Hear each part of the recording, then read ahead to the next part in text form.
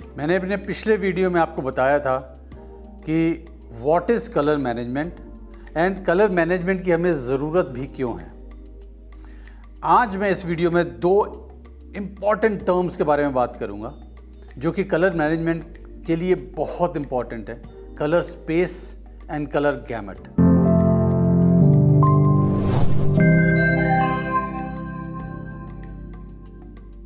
मेरा नाम जस्सी ब्रॉय है और आपका एक्सप्लोरिंग लाइट में बहुत स्वागत है। एक्सप्लोरिंग लाइट एक ऐसा प्लेटफॉर्म जो कि आपके लिए फोटोग्राफी को बहुत आसान बना देता है। First question, most important, colour space है क्या? अगर मैं बहुत सिंप्लीफाइड टर्म्स में आपको समझाने की कोशिश करूं तो colour space is a range of colours available to your equipment, let's say camera, मतलब वो कलर्स का जो सेट है जो कि आपके पास या आपके इक्विपमेंट में अवेलेबल है। नहीं समझ में आया? मैं आपको और सिंप्लीफाई करता हूँ।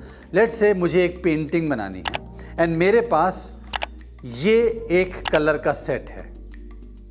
नाउ ये जो कलर का सेट है ये मेरा करंट रिक्वायरमेंट के हिसाब से कलर स्पेस बन गया। कम है, इससे मैं लिमिटेड कलर्स ही यूज़ कर सकता हूँ।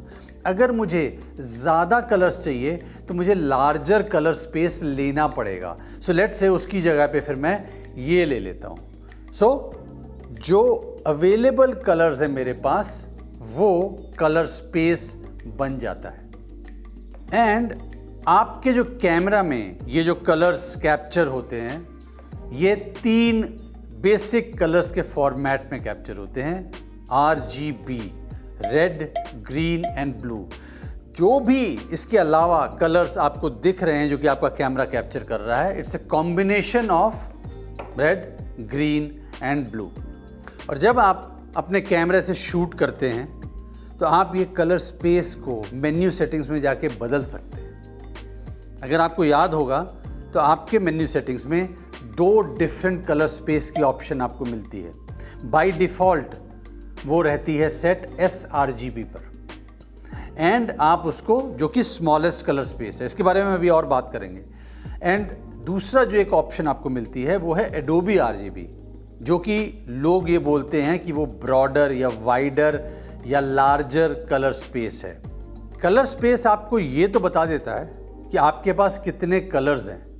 फॉर एग्ज़ाम्पल, अगर मैं इस पैक को लूँ तो इसमें मेरे पास कुछ नंबर्स लिखे होंगे, उससे पता चल जाएगा इसमें इतने कलर्स हैं। बट ये मेरे को फिर ये भी नहीं बताता कि इसमें कौन से कलर्स हैं। यहाँ पर अब कलर गैमेट का कॉन्सेप्ट आता है ना। बेसिकली कलर गैमेट क्या है? ये एग्जैक्ट वो कलर्स हैं उस कलर स्पेस के अंदर जो कि आपकी डिवाइस यूज़ करेगी, दिखाएगी, प्रिंट तक लेके जाएगी या रिप्रोड्यूस करेगी, या टेक्नोलॉजी के थ्रू कम्युनिकेट भी उन्हीं कलर्स के बेसिस पे करेगी। अगर मैं इसको सिंप्लीफाई करके आपको दोबारा बताऊं तो एक एग्जांपल देता हूं। जब आप अपने कैमरे को एक कलर प्रोफाइल पे सेट कर देते हैं, लेट्स से मैंने sRGB पे सेट कर दिया, उससे मुझे ये तो पता चल रहा है कि मेरे कैमरे के लिए एक पर्टिकुलर कलर स्पेस मैंने असाइन कर दिया है जो कि इस केस में sRGB है। पर मुझे अभी भी ये नहीं पता चल रहा कि क्या उस कलर स्पेस के अंदर मेरा कैमरा वो कलर्स, वो शेड्स ऑफ ग्रीन या वो शेड्स ऑफ रेड या शेड्स ऑफ ब्लू जो कि मैंने अपनी आंखों से देखे थे, क्या वो मेरा कैमरा उसको एज सच एग्जैक्टली रिप्रोड्यूस कर पाएगा, मुझे दोबारा दिखा पाएगा या नहीं दिखा पाएगा। चलिए अब हम वापस कलर स्पेस की तरफ चलते हैं, बिकॉज ये बहुत इंपॉर्टेंट एस्पेक्ट है समझने के लिए। अब जो आप अपने सामने देख रहे हैं, ये जो ट्रायंगल शेप बनी हुई है, ये है विजिबल स्पेक्ट्रम। इसमें हर एक वो कलर अवेलेबल है जो कि हमारी आंखें देख सकती हैं। बट जो कलर स्पेस है वो इस विजिबल स्पेक्ट्रम का कुछ हिस्सा ही हो पाएगा, बिकॉज वो टेक्नोलॉजी की एक रिस्ट्रिक्शन है। सो अब आप ये जो देख रहे हैं ये है sRGB, ये स्मॉलेस्ट कलर स्पेस है एंड मोस्ट वाइडली यूज्ड भी है। ये क्यों है ये मैं भी आपको बताऊंगा। ये जो इससे बड़ा ट्रायंगल आ रहा है ये है Adobe RGB का। ये अगर आप देखोगे तो इस स्पेस में जो कलर्स का गैमेट है वो ज़्यादा है। ये आपको थोड़ा सा अब कलर स्पेस एंड गैमेट का थोड़ा सा समझ आना शुरू होगा। स्पेसिफिकली जो ग्रीन्स इसमें ज़्यादा हैं एंड ब्लूज भी ज़्यादा हैं। रेड में कोई चेंज नहीं है between sRGB and Adobe RGB। And जो थर्ड ट्रायंगल है ये सबसे बड़ा है, ये है ProPhoto RGB, और इसमें बहुत ज़्यादा कलर्स का गैमट अवेलेबल है। ये 3 कलर स्पेसेस के अलावा भी बहुत ज़्यादा कलर स्पेसेस अवेलेबल हैं इन यूज़ स्पेसिफिक रिक्वायरमेंट को लेके। We are not talking about them because हम इन 3 के बारे में ही बात कर रहे हैं, क्योंकि ये 3 ही most widely used colour spaces हैं फोटोग्राफी को लेके। अब एक और बहुत अहम एंड बहुत इंपॉर्टेंट क्वेश्चन सामने आता है, कौन सा कलर स्पेस हमें यूज़ करना चाहिए। ऑनेस्टली स्पीकिंग इसका आंसर इतना सिंपल नहीं है, it's little more complicated than that. To understand exactly what is my requirement, हम लोग एक एक इंडिविजुअल कलर स्पेस के बारे में बात करते हैं। ये जो sRGB कलर स्पेस है ये स्मॉलेस्ट है, बट ये किस किस टाइप की जगह पे यूज़ होता है। Let's say all applications, mobile application जितनी भी ऐप्स हैं वो sRGB यूज़ करती है, आइडेंटिफाई करती है। जितने भी वेब ब्राउज़र्स हैं आपके वो भी sRGB को ही आइडेंटिफाई करते हैं। जितनी भी डिवाइसेस हैं जिसकी की स्क्रीन पे आप कलर्स देखते हैं, मे बी मोबाइल फ़ोन हो सकता है या टैबलेट हो सकती है या आपका लैपटॉप हो सकता है या कंप्यूटर हो सकता है, मॉनिटर स्क्रीन हो सकती है, ये सब सिर्फ sRGB, मोस्टली आजकल कुछ मॉनिटर्स आ गए हैं but majorly sRGB colour space को ही आइडेंटिफाई करते हैं, वो ही रीड करते हैं। That's why it has become almost standard set of colour space for major part of our use. अब एक और सवाल हमारे दिमाग में आता है, वो ये है, जब ये sRGB सबसे छोटा स्मॉलेस्ट कलर स्पेस है, सो इतना वाइडली यूज क्यों है, यही क्यों स्टैंडर्ड बन गया? इसका आंसर एक्चुअली हमारी टेक्नोलॉजी की लिमिटेशन से उसमें छुपा हुआ है। अगर हम देखें डिवाइसेस को लेके चलते हैं, आपका mobile phone, may be tablet, may be laptop की स्क्रीन या इवन प्रोजेक्टर और या आपका जो कंप्यूटर का मॉनिटर है, इन सब के जो रेंज ऑफ कलर्स है, जो कलर स्पेसेस हैं, वो कम या ज़्यादा हैं। किसी के बहुत कम हैं, किसी के थोड़े से ज़्यादा हैं, किसी के थोड़े और ज़्यादा हैं। अब जब मेरे को ये इंश्योर करना है कि मैं जो कलर्स दिखाना चाह रहा हूँ वो हर एक डिवाइस में इक्वल दिखे, एक जैसा दिखे, सो उसी लिए sRGB जो स्मॉलेस्ट कलर स्पेस है उसको यूज़ करना पड़ेगा। कहीं ऐसा ना हो कि मैंने लार्जर कलर स्पेस यूज़ कर लिया, लेट अस से Adobe RGB, और मोबाइल फ़ोन का जो कलर स्पेस है वो उसको आइडेंटिफाई ही नहीं करता, तो मेरे लिए फ़ायदा नहीं होगा बल्कि नुकसान होना शुरू हो जाएगा। This is the main reason why sRGB is the most acceptable and almost the standard colour space that is available today. So जब आप अपनी इमेज को प्रोसेस भी कर रहे हैं, सो आपको ये समझ में आना चाहिए कि आप किस एंड रिज़ल्ट के लिए प्रोसेस कर रहे हैं, वो कहाँ पे जाएगी इमेज। क्या वो इंस्टाग्राम पे जाके रुक जाएगी, या आपकी वेबसाइट पे जाके रुक जाएगी, इन्हें वे इंटरनेट पे जाके रुक जाएगी, या किसी वेब ब्राउज़र के थ्रू आप कहीं और ट्रांसफ़र करेंगे उसको इमेज ईमेल के थ्रू करके, या आप फाइनल प्रिंट तक लेके जाएंगे। इसके बेस पे आप ये डिसाइड करेंगे कि इसका जो कलर स्पेस है वो क्या होना चाहिए। In most of the cases sRGB ही रहेगा। बट अब एक सिचुएशन है, एक फैक्ट को समझ के चलिए, इसको नोट कर लीजिए, पक्का कर लीजिए दिमाग के अंदर। आप एक एक जो स्टेप पोस्ट प्रोसेसिंग में करेंगे इमेज के ऊपर, हर एक स्टेप के साथ कलर डाटा कंप्रेस होगा, कम होता जाएगा, कंप्रेशन आता जाएगा।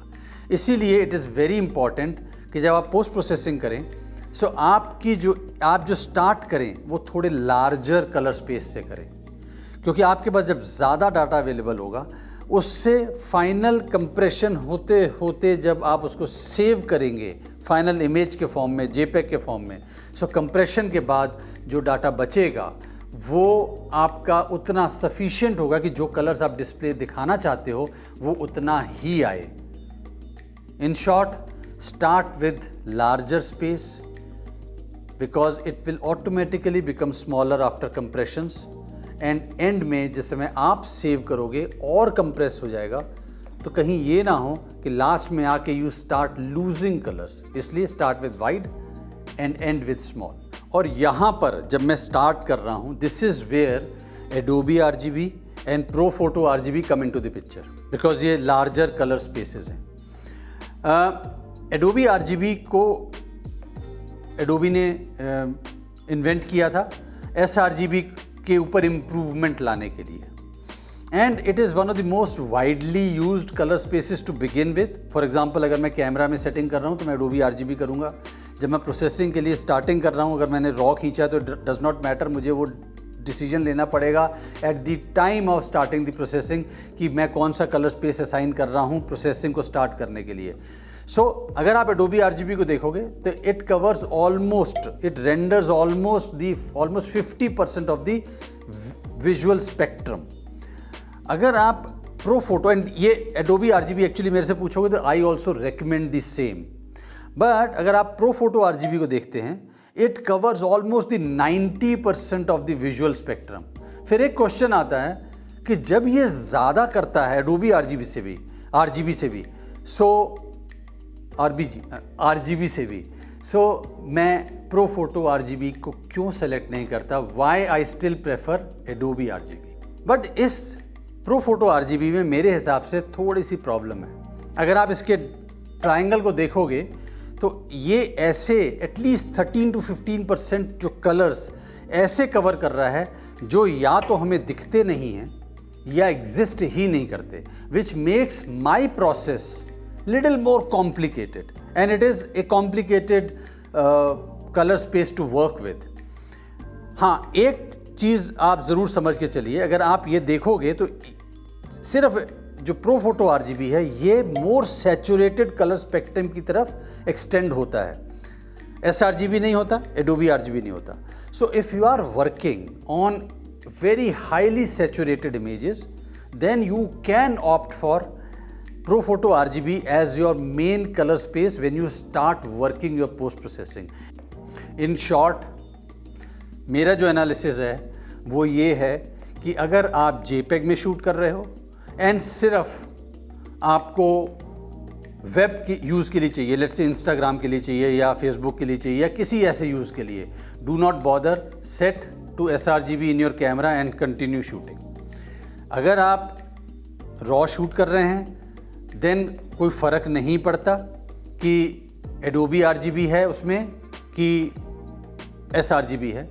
आप रॉ शूट करिए, आप पोस्ट प्रोसेसिंग सॉफ्टवेयर में जाइए एंड वहाँ पे सेलेक्ट कीजिए। Ideally I would select Adobe RGB, but if I am working on highly saturated colours then I will probably select ProPhoto RGB। तो वाइडर स्पेस मैंने शुरू किया एंड जब मैं प्रोसेस करता जाऊँगा कंप्रेशन होती जाएगी एंड एंड में जब मैं सेव करूँगा तो sRGB में मैं सेव कर लूँगा। नाउ आई होप कि आपको colour space, colour gamete, colour management क्यों करनी है एंड कब करनी है, वो क्या है, ये सब के कॉन्सेप्ट्स क्लियर हो गए होंगे। They are little complicated to begin with. Honestly मैं अगर आपको बताऊं तो जब तक आप उसको यूज़ नहीं करते, प्रैक्टिकल यूज़ में नहीं लाते, तब तक वो ज़्यादा कॉम्प्लिकेटेड लगते हैं। They are easy when you work on them. So I think I could do the best possible job to make you understand. अभी के लिए इतना ही। मैंने अपने हिसाब से बहुत कोशिश की है कि आपको ये समझ में आ जाए। अगर आपको अभी भी कोई डाउट रहता है colour space, colour gamete, colour management के ऊपर, please do right in the comments below. I will try my level best कि मैं आपके उस डाउट को रिजॉल्व करूं, हेल्प करूं आपको। प्लीज़ इस वीडियो को लाइक करिए, कमेंट ज़रूर करिए कि आपको कुछ और क्वेरी चाहिए, क्या क्लैरिफिकेशन चाहिए, एंड चैनल को ज़रूर सब्सक्राइब करिए, बिकॉज सब्सक्राइब करेंगे एंड शेयर करेंगे तो it will reach more and more people. Until next time, keep exploring light, keep staying safe, keep staying healthy. Take care. Goodbye.